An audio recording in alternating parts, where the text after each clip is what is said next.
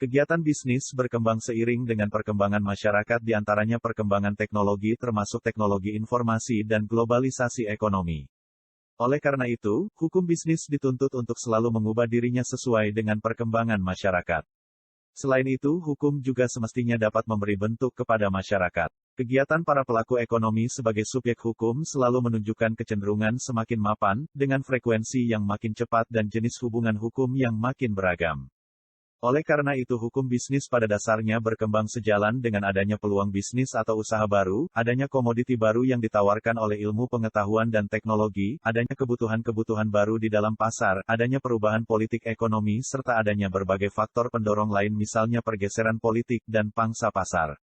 Perkembangan teknologi informasi misalnya membuka peluang bagi dilakukannya transaksi bisnis melalui internet.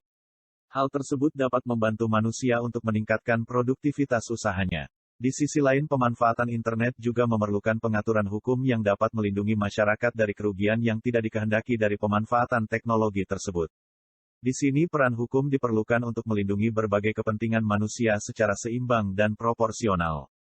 Agar hukum dapat menjalankan fungsinya seperti dijelaskan sebelumnya, diperlukan upaya pembinaan hukum. Hukum bisnis semestinya berkembang sesuai dengan perkembangan kehidupan masyarakat. Meskipun demikian, aturan hukum lama tidak selalu buruk. Namun kita perlu melihat hukum yang berlaku secara kritis dalam pengertian sejauh mana ketentuan hukum tersebut dapat menampung perkembangan dengan memperhatikan nilai-nilai luhur yang menjadi pandangan hidup bangsa. Persoalannya mungkin bukan pada asas atau norma hukumnya, namun bisa jadi pada pelaksanaannya.